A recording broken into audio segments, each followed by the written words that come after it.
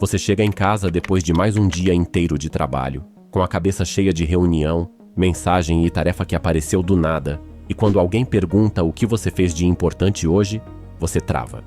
Não porque não fez nada, mas porque não sabe dizer o que de fato avançou. E se o problema nunca tiver sido você trabalhar pouco, e sim você estar gastando o dia inteiro nas coisas erradas? Fica comigo até o final que você vai entender porque se sentir sempre ocupado não é o mesmo que ser produtivo. Vai parar de se cobrar mais uma hora extra achando que isso resolve. E vai sair daqui com um jeito prático de organizar o seu dia de trabalho para render de verdade, sem precisar virar escravo do relógio nem se comparar com aquele colega que parece dar conta de tudo.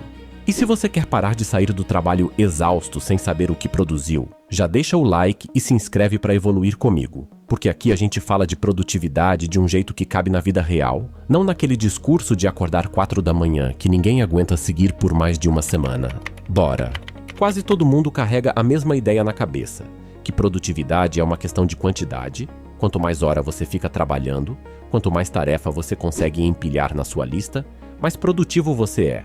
Parece até lógico, porque a gente aprende desde cedo que esforço vira resultado, que quem se dedica mais chega mais longe, que quem sai por último do escritório é quem está mais comprometido.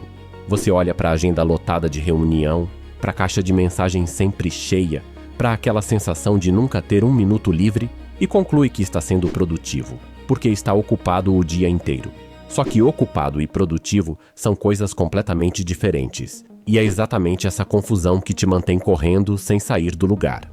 O problema é que essa conta só funciona até um certo ponto, e depois desse ponto ela vira contra você.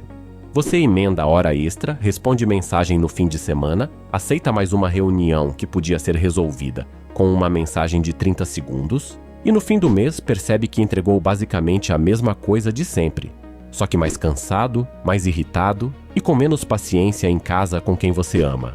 E o pior é que você ainda se sente culpado, porque em algum lugar aprendeu que precisar de descanso é sinal de fraqueza, então empurra mais um pouco e mais um pouco, achando que na próxima semana vai conseguir dar conta de tudo, e a próxima semana chega exatamente igual.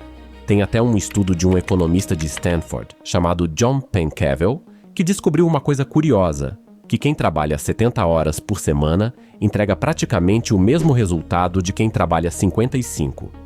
As horas a mais simplesmente não geram nada de novo. Elas só cansam, só desgastam, só tiram de você o que sobraria para viver fora do trabalho. Mas você nem precisa de economista de Stanford para saber disso.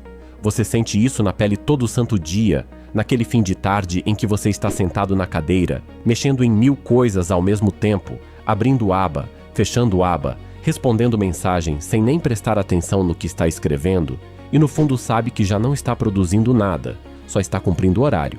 E não é só isso.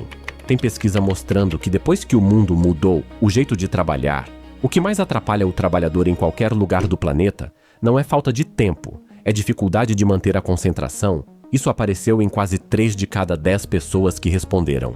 Ou seja, o inimigo não é a quantidade de hora que falta no seu dia, é a qualidade da atenção que sobra depois de tanta interrupção, tanta notificação, tanta reunião que podia ter sido evitada. Então, se trabalhar mais não é a resposta. O que realmente separa quem produz de quem só fica ocupado é simples de entender e nada mágico. É proteger o pouco de energia boa que você tem no dia para as coisas que realmente importam, em vez de espalhar ela em 100 direções diferentes até não sobrar quase nada para o que valia a pena. E é exatamente isso que eu quero te ensinar agora, passo a passo, para você aplicar já amanhã no seu trabalho, sem precisar mudar de emprego nem virar outra pessoa.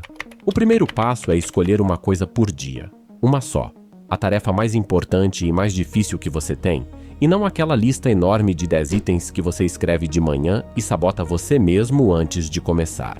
Quando você tenta abraçar tudo ao mesmo tempo, sua energia se divide tanto que no fim do dia parece que você correu maratona e não saiu do lugar.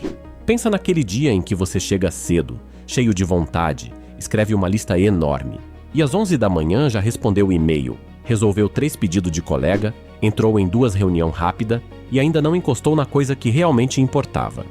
No fim da tarde você está exausto, mas aquele item principal continua exatamente onde estava de manhã.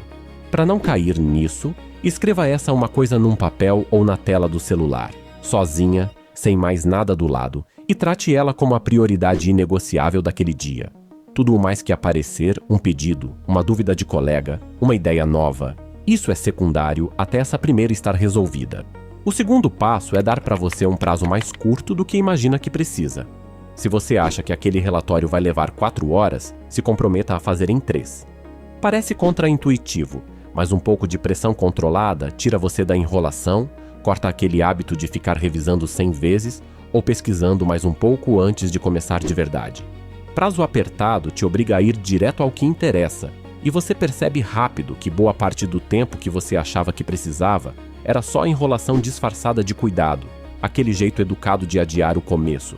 Isso vale até para tarefa pequena, aquele e-mail que você fica reescrevendo 5 vezes buscando a frase perfeita, ou aquela planilha que você revisa de novo mesmo sabendo que já está pronta. Dá um número para você, 10 minutos, 20 minutos, 1 hora, e trate esse número como combinado com você mesmo, não como sugestão. O terceiro passo é cortar o que não empurra essa tarefa principal para frente. Aquela reunião que podia ser uma mensagem, aquele relatório extra que ninguém vai ler com atenção, aquele favor que não é seu, tudo isso pode esperar ou pode ser recusado com educação. Agora, eu sei o que você pode estar pensando, que na sua empresa não dá para simplesmente recusar reunião, que quem manda é o seu chefe e não você. E tem razão, nem tudo você controla. Mas mesmo dentro disso, sempre sobra alguma escolha pequena, o convite que você aceita sem pensar, a mensagem que você responde na hora em vez de guardar para depois, a tarefa que você pega para si achando que é mais rápido fazer do que explicar para outra pessoa fazer. Comece cortando essas escolhas pequenas que estão nas suas mãos, e com o tempo você vai enxergar mais espaço de decisão do que imaginava. Uma pergunta simples ajuda bastante nesse momento. Antes de aceitar qualquer coisa nova no meio do dia, pergunte se aquilo precisa mesmo ser feito agora, por você, ou se pode esperar até depois do seu bloco de foco. Boa parte do que parece urgente na hora, quando você olha de novo à noite, nem era tão urgente assim. O quarto passo é proteger um bloco de tempo sem interrupção para fazer essa tarefa principal. Celular em outro cômodo ou no silencioso, aba do navegador fechada, aviso rápido para os colegas que você vai ficar indisponível por 1 hora. Parece pouco, mas é nesse bloco protegido que o trabalho de verdade acontece. O resto do dia cheio de notificação e interrupção só dá a sensação de estar ocupado, sem entregar nada que realmente conte. Repara como, na maioria dos dias, a interrupção que mais rouba seu tempo não é a reunião marcada. É aquele minutinho que você acha que vai gastar respondendo uma mensagem e que na real quebra toda a sua concentração, te fazendo perder 5, 10 minutos só para voltar no ponto onde estava.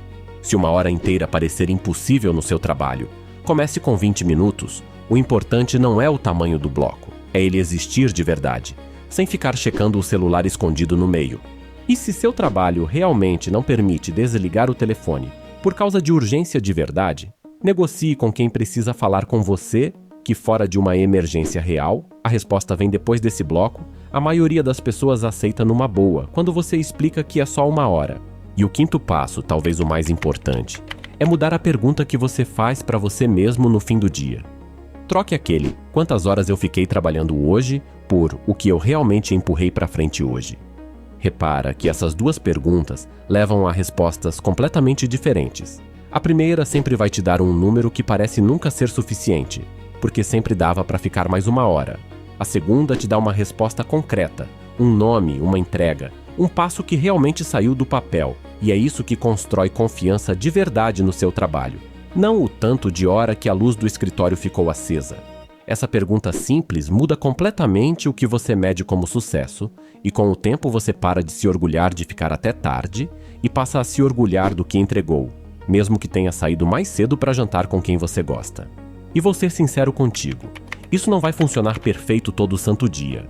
Vai ter dia que a reunião vai atrasar, que vai aparecer uma urgência de verdade, que você vai terminar o dia sem ter tocado na sua prioridade nenhuma vez. Isso é normal, faz parte. Ninguém consegue proteger o próprio tempo 100% das vezes. O que importa não é acertar sempre, é voltar para o método no dia seguinte, sem se punir por ter escorregado uma vez, porque é exatamente essa cobrança exagerada que faz a maioria desistir na segunda semana. No fim das contas, a verdade que fica é essa: trabalhar mais horas não te faz mais produtivo, só te faz mais cansado. E quem entende isso cedo, passa a proteger o que realmente importa em vez de tentar dar conta de tudo ao mesmo tempo. Sua vida não é medida pelo tanto de hora que você fica sentado numa cadeira de escritório. É medida pelo que você realmente entrega e pelo tempo que sobra para viver o resto da sua vida fora do trabalho, com quem você ama e nas coisas que fazem valer a pena acordar cedo. E o mais interessante é que, quando você começa a proteger essas poucas horas de verdade, alguma coisa muda também na sua cabeça em relação ao próprio trabalho. Você para de encarar o dia como uma corrida sem linha de chegada, onde não importa o quanto você faça, sempre vai parecer pouco, e passa a encarar como um espaço que você mesmo organiza, com começo, meio e fim. Isso não tira a pressão do trabalho, ninguém está prometendo isso aqui, mas tira de você o peso extra de viver o dia inteiro, cobrando mais do que já está cobrando de si mesmo. Agora me conta aqui nos comentários, qual desses 5 passos você vai aplicar amanhã, logo que sentar para trabalhar? E se esse vídeo fez sentido para você, deixa o like e se inscreve, porque toda semana a gente traz um jeito novo de trabalhar melhor sem precisar se destruir por isso.